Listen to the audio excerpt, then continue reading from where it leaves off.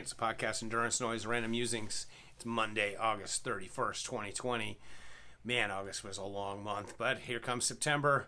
Hopefully cooler weather and a lot less smoke here in Bakersfield, California. But who knows, that will go away. California's still got its fires.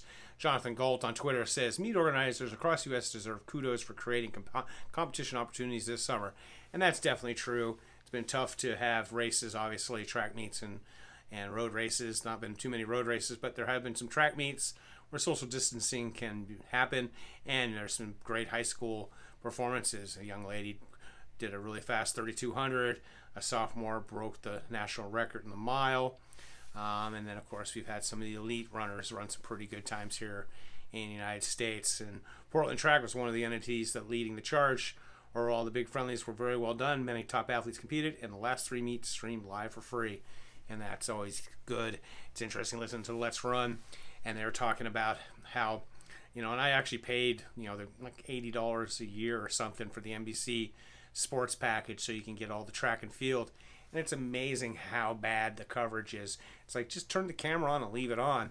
They cut out races, or they just do all kinds of crazy stuff. And, we definitely wish they could get it a little better, but it just seems like they just kind of buy the rights and then just do whatever they want to it. FlowTrack tweets out that multiple sources tell FlowTrack that the NCAA is strongly considering a proposal to hold winter cross-country season starting this upcoming January for Division I athletes that would feature a mid-March national championships.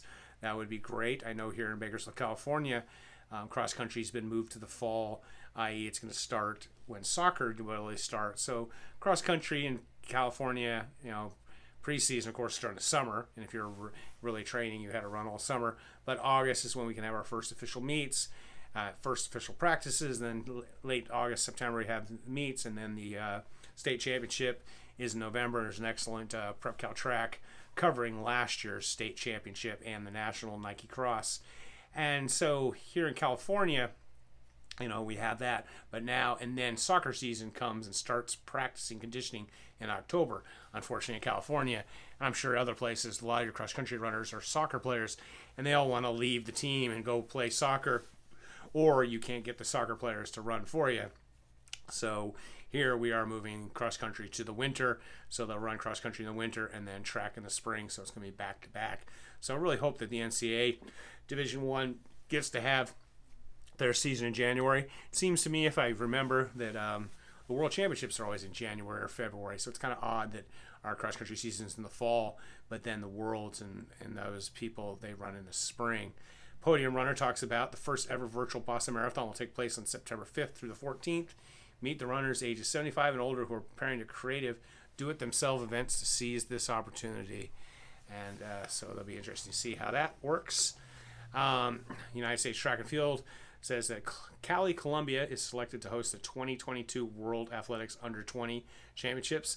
It's always a great championships to watch because a lot of the athletes you see in the Olympics are running on those. Usain Bolt, among others, usually are crushing it in the younger ages and then moving on to the World Championships and Olympics. So hopefully here's to 2022 happening. Podium Runner has been doing some excellent articles about cross-country, which is interesting because I guess in some parts of the country they're actually running cross-country. And his tweet they put is your child texting about cross-country? XC equals cross-country. PR is personal record, which is weird in America, it's personal record. I like the PB, the rest of the world, personal best. DNF, did not finish. Who doesn't finish in cross-country? I mean, I guess if you collapse and can't get up. LSD, of course, long, slow distance. And OMG is ouch my glutes. I've never heard anybody say OMG, ouch my glutes in my entire running career. But they have an excellent article called Here's How You Can Support Your Athlete. And I talked about that article a little bit. Also, U.S. Track and Field posted that the 2020 USA Track and Field 100-kilometer road championships and 25 championships have been canceled. Figured that was going to happen. I think next year or in the future, I am definitely going to try and compete in as many of the track and field competitions, the national championships. I've done them in the past. They're fun to just compete in. Amazingly, a lot of times there's just not a lot of people are at them. And so you can actually place, like this past year, not this year, but last year, I was at the United States Track and Field 100-mile championships at the Jackpot Ultra, and there was only like a half a dozen guys in the 55 and 59 age group. And after about 60 miles, I was just walking. I was in third place, and I would have so podiumed in my age group in the national championships, but unfortunately I wasn't going to make the cutoffs at the time. They had a 30-hour cutoff, and there was freezing cold weather. In fact, I left early, thankfully, because Vegas in February actually got snowed in. You couldn't get out of Vegas. So even if I'd kept going, I probably wouldn't have finished, but it was certainly an incentive.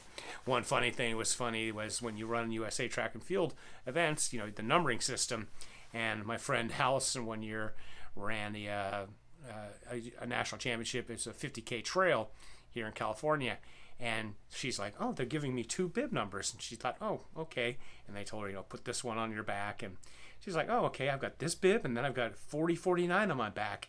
And then I guess later on the race, an older gentleman ran by and it said 65-69. And Allison finally figured out, like, oh my God, I'm running with my age on my back. And she had just turned 40. So, but all runners, we always know each other's age. We can always just look you up on Ultra Sign Up and find out. And everybody likes to change age groups. I'm looking forward to getting into the 60s soon. I'm 57. So, Lazarus Lake, of course, the great virtual race across Tennessee, is finishing today. In fact, here in California, I'd have 3 hours to put in my last miles, but I already have done that. And he's got some stats here that they ship from 6 different locations in 5 different countries, over 20,000 shirts, 13,000 medals and buckles, 3,000 1,000-mile pins. I like my pin. I put it on my Northeast Trail hat. I've always seen people with those.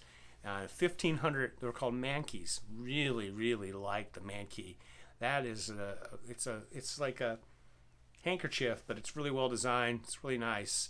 And he also says that they use 78 different postal systems. Wow. He says, I've discovered that the definition of a country is malleable, but separate postal systems are easily identifiable. And this does not include all the stuff sent out from the company stores. It's not the sort of project I'd experienced, and nor was I qualified to take on. Thus, you can easily assign the blame for failures to me. And, of course, he thanks a lot of the people who helped him out. They stepped up to compensate for being inadequacies and never complained. If you have or will receive your materials, the credit goes to them and all the people who helped them. And I'll tell you, with 19,000 people, I was amazed. I mean, I got my buckles really quickly. I got my mankey and my pin pretty quick. Very, very well done. And I looked forward to doing the circumpolar race, which starts tomorrow. I'm doing a solo team. You can have up to 10 members, but I'm just going to do it on my own. The EMU 6-day race in Hungary, which I really want to do some days. It's like a less than a mile loop around a lake with like cottages right on the course. I think, and it's where Joe Fee just ran and did 606 miles in 6 days, and it's just a phenomenal place. Unfortunately, they put out a press release saying that because of COVID, they're not going to be having the race. Hungary, as of September 1st, is banning entry of any foreign citizens, and since most people who are going there are foreigners, I know Camille Herron was planning on going there and a lot of other people, so unfortunately that race is going to be canceled, which means next year they'll be coming back, so it'll probably even get harder to get into that race. Someday I definitely want to do that race. I've got my passport this past year just in case I get an opportunity to travel. So that's kind of all we got for today for Endurance Noise Daily. And as always, stay healthy, be boring, not epic.